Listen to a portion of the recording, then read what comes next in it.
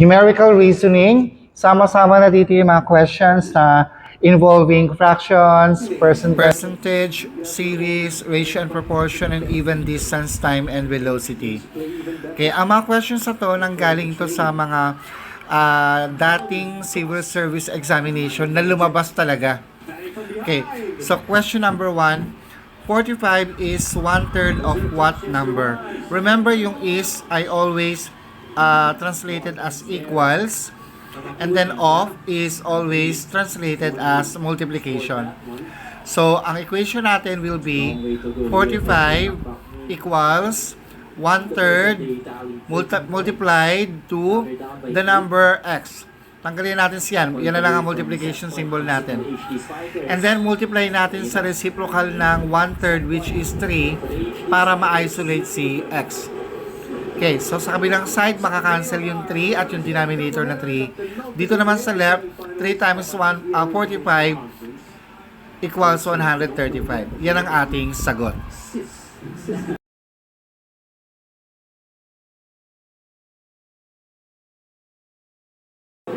Problem number 2 from the Civil Service Exam Reviewer. 68 is 1/4 of what number? Again, yung is ay equal. So, 68 equals 1/4 times the number x. Yun yung what number. Now, we multiply by the reciprocal of 1/4 which is 4. Sa kanan, makaka-cancel yung 4 and the denominator na 4. Kaya extra nga may iwan. Sa kabila naman, 4 times 68, 32 times 3, 24 plus 3, 272. Attitude. And funny enough, this is what Coach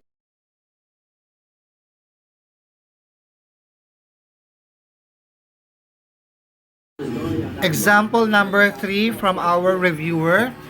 13 is 8/9 of what number? So 13 equals 8/9 times x. We multiply both sides by the reciprocal of 8/9 which is 9/8. 9/8 sa kabilang sides. Cancel yung 9 and 9. 8 yung 8 and 8. So x lang may iwan. And then 9 times 13. 27 times 2. 117/8. And then, simplify natin yung 117/8 by dividing. Okay, 117 divided by 8. 11 divided by 8 is 1. 1 times 8, 8. Subtract 11 minus 8, 3. Bring down 7. Now, 37 divided by 8 is 4. 4 times 8, 32. Subtract. Mayroong remainder na 5. So, ating final answer will be 8, 14 and 5/8.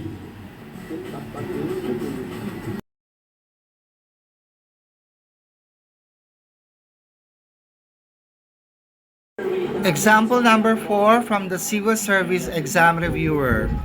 93 is 2/3 of what number? So 93 equals 2/3 times x. We multiply by the reciprocal of 2/3 which is 3/2. On the right side, makakancel si 3 and 3 at saka si 2 and 2. X lang ang may iwan.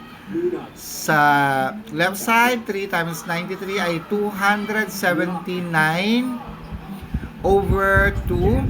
When we divide that, 279 divided by 2 is equal to 139 and 1/2.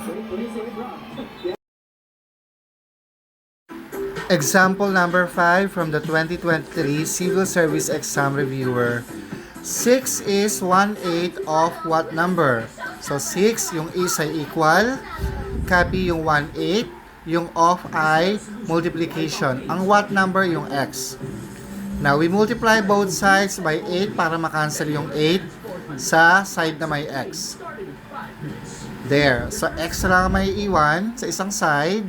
And then sa kabila, 6 times 8 ay 48. Word problem on velocity, distance, and time from the 2023 Civil Service Exam Reviewer. A race car traveled for 2.5 hours with an average speed of 132 and 58 kilometers per hour. Find the total distance it covered. Now remember, ang formula ng velocity ay distance over time. Ang time naman, distance over velocity. Pero pag distance ang hinahanap, distance equals velocity times time. So, gamitin natin ang formula. Ang velocity ay given 132 and 58 kilometers per hour. Yung time naman, 2.5 hours. Okay, so distance equals, multiply natin, 132 and 58 kilometers per hour times 2.5 hours. Okay, yung 132 and 58, 8 multiplied by 132, okay, and then plus 5, okay, the answer to that is, okay, that's 1,061 over 8 kilometers per hour. Then, yung 2.5, 2 times 2, 4 plus 1, 5 over 2 hours. And then, makakancel yung hour na unit. Ang may iwan na lang yung kilometer. Then, multiply na lang yung numerator, 1,061 times 5. That will be 5,305 over 8 times 2, 16 kilometers. Simplify natin siya, divide natin. The answer will be 331 and 9 over 16 kilometers. That is our answer. Example number 7 from the 2023 Civil Service Exam Reviewer. 400 is what percent of 2,000? Meron tayong choices. A, 30%, B, 50%, C, 20%, D, 40%, and E, 80%. Okay, 400, yung is equal, yung what percent ay X, and then 2,000. So we divide both sides by 2,000 para ma-cancel sa right side yung 2,000. Okay, may iwan X, and then cancel natin sa kabilang side yung dalawang 0. Ang naiwan 4 over 20, divide natin. Dagdag tayo ng 0. So 40 divided by 20 ay 2. So the answer is 0.2, and move natin ng 2 decimal places, 20%. So, ang sagot natin dyan ay, yon, letter C, 20%. So, dito na-apply natin. 3/4 is what part of 1 and 1/8? Okay, solve natin siya. Una, yung 1 and 1/8, gawin muna natin siyang improper fraction. I-multiply natin yung denominator na 8 sa whole number na 1. So, 8 times 1 ay 8. Tapos, i-add natin yung numerator na 1, 9. 9 over 8 bali siya. Tapos 3/4, yung is, remember, ay translated into equal sign.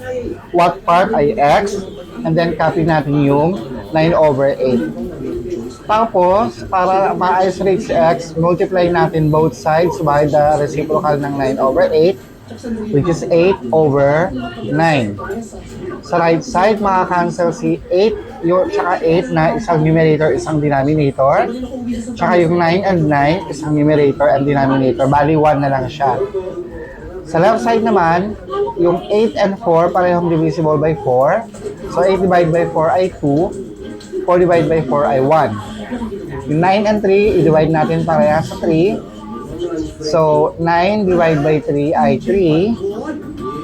And then 3 divided by 3 ay 1. Sa numerator, naiwan 2 and 1. So, 2 times 1 ay 2. Sa denominator, 3 and 1. 3 times 1 ay 3. So, 2/3 ang sagot natin. 5/8 is what part of 3 and 3/4? Ayan, meron tayong mga choices. Sagutan natin. Una, yung 3 and 3/4, i-convert natin sa improper fraction. How do we do that? we multiply the whole number and the denominator. 4 times 3, 12. Tapos i-add natin yung numerator. 12 plus 3 ay 15. Kopyahin yung denominator. And then, 5, 8 is I converted into equal sign. Yung what part, yun yung x. And yung 3 and 3/4 na, 15 over 4 na. Multiply natin both sides by the reciprocal ng 15 over 4, which is 4 over 15, para ma-isolate natin si x. Yung 15 na numerator at yung 15 na denominator, cancel out. Ganon din yung 4. Kaya may iwan dito sa kabila ay x na lang. Ito naman, parehong divisible by 4. So, 4 divided by 4 ay 1. 8 divided by 4 ay 2. Ito parehong divisible by 5. 15 divided by 5 is 3. And then 5 divided by 5 is 1. So, 1 times 1, 1. 3 times 2 ay 6. Yun yung value ng ating x. 300 is 75% of what number? Okay, solve natin yan. Copy natin yung 300. Okay? So, remember, yung is ay translated mathematically as equal sign. Tapos yung 75%, this is equivalent to 0.75 sa decimal, which is also equivalent sa 3 over 4 pag fraction. Na ituro ko dati yan, ha? So, yung 75% gawin natin 3 over 4. Tapos, yung what number ay x. Next step, multiply natin both sides by the reciprocal of 3 over 4 para x na lang ang maiwan dito. Yan. So, 4 over 3. Okay, so numerator, denominator, cancel out. Numerator, denominator, cancel out. Ang maiiwan dito ay x na lang. And then, eto dito, 300 divided by 3. 303, parehong divisible by 3, 1. 300 divided by 3 ay 100. So, dito, 4 times 100, 400. Ang denominator natin, 1 na lang. So, x equals 400. So, 300 is 75% of 400. 1 and 1/5 of what number is 1 and 3 over 8. Solve natin siya, pero i-convert muna natin yung mga mixed fractions natin into improper fractions. To do that, we multiply the denominator by the whole number. So, 5 times 1 ay 5. And then, i-add natin yung numerator na 1. 5 plus 1 ay 6. Kopyahin ng denominator. So, 6 over 5. And then, yung ating 1 and 3 over 8. 8 times 1 ay 8 plus 3, 11. 11 over 8 siya. Ngayon, 6 over 5. Yung of multiplication, what number is x? Yung is ay equal sign equals 11 over 8. Multiply natin both sides by the reciprocal ng 6 over 5, 5 over 6. Makakancel yung 6 and 6, 5 and 5. X na lang. Sa kabila naman, 11 times 5, 55. 8 times 6 ay 48. Okay, ilang 48 meron sa 55? 1. Ang matitira ay 7. So, ang sagot natin 1 and 7 over 48.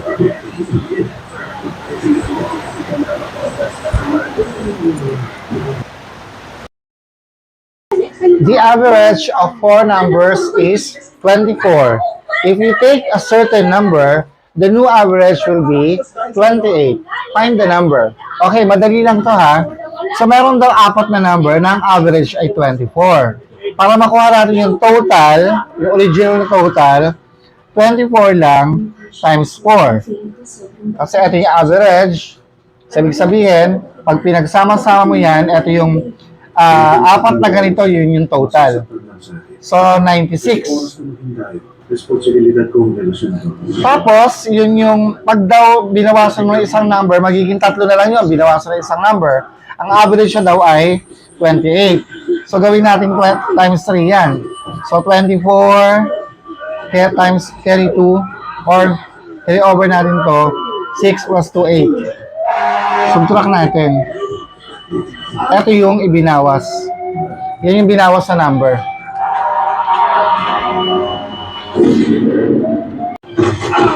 What percent of 25 is 1/4? Okay, eto madali lang to ha. Kaya lang meron na ditong percentage, meron ng fraction, pero madali lang to. Again, yung what percent, yun yung x natin. Tapos yung of, multiplication, yung is, equal sign. So yung what percent, tawagin nating x, yung of, multiplication, and then copy 25, and then is, equal sign, and then 1/4. O, para ma-isolate lang si 25, multiply natin both sides by 1/25 para ma-cancel si 25. Dito rin 1/25. So, x na lang dito. 1 times 1, 1. 4 times 25, 100. Okay? Pero fraction to, ang tanong percent. Yung 1/100, pag dinivide natin, 0.01 or 1%.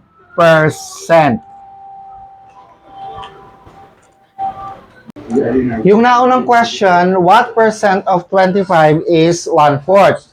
Baligtarin natin, what percent of 1/4 is 25? So again, yung what percent, yun ang tatawagin nating x. Yung of ay multiplication, 1/4, copy natin yung 1/4. And then yung is ay multiplication, 25. Yan. O, 1/4 ito. Ang reciprocal niyan ay 4. Yan, para ma-isolate natin si x. Yan, makakancel si 4, tsaka yung 4 sa denominator, x na lang dito. 25 times 4 ay 100. Yan, napakadali lang.